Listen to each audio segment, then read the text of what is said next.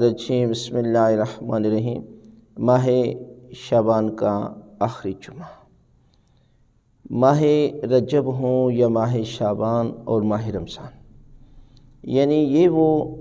مہینے ہیں کہ جس میں پروردگار کی طرف سے استغفار اور انسان جو ہے وہ اپنے گناہوں کی معافی مانگتا ہے تو خالق کائنات جو ہے وہ اس کے گناہ کو جلدی معاف کر دیتا ہے، اس لیے کہ ان مہینوں میں رحمت خدا وسیع ہو جاتی ہے اور فرشتہ ندا دیتا ہے کہ ہے جو ان دن اور راتوں میں اپنے گناہوں کو معاف کروائے، کوئی ہے جو روزی کا تعلقار ہو، کوئی ہے جو یاد خدا کرے اور پروردگار جو ہے وہ اس پر لطف کرے گا۔ لہذا ماہ شعبان کا آخری جمعہ، ماہ شعبان میں صدقے کی بڑی اہمیت، جمعے کے دن بھی صدقے کی اہمیت، استغفار کی بہت زیادہ فضیلت ماہ شعبان میں، جمعے کے دن بھی بہت زیادہ فضیلت استغفار کی، اور اس کے علاوہ تسبیحات اربع کا ذکر بھی جمعے کے دن اور ماہ شعبان میں۔ لہذا ہم آپ کو ایک ایسا عظیم عمل بتا رہے ہیں کہ آپ اس جمعے کے دن،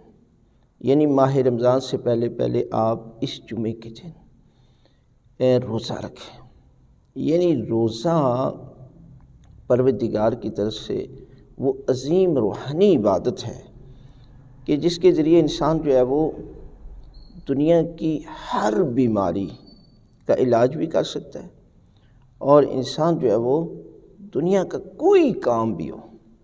آسانی کے ساتھ کر سکتا ہے۔ آپ کہیں گے وہ کیسے؟ یعنی انسان کا ایک ارادہ ہی ہے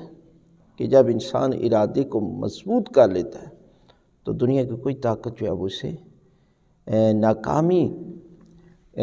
نہیں ہو سکتا انسان، یعنی دنیا میں ناکامی اس کے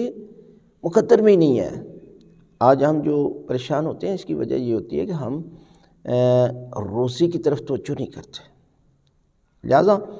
جمعے کے دن روزہ رکھیں اور ساتھ ساتھ یہ جو ذکر میں نے ابھی آپ کو بتائے ہیں، استغفار کریں، صدقہ دیں،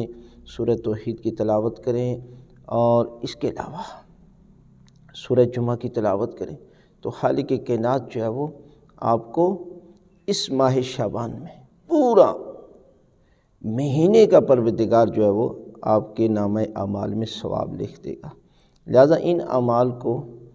آخری ماہ شعبان کے جمعے کے دن ضرور کریں۔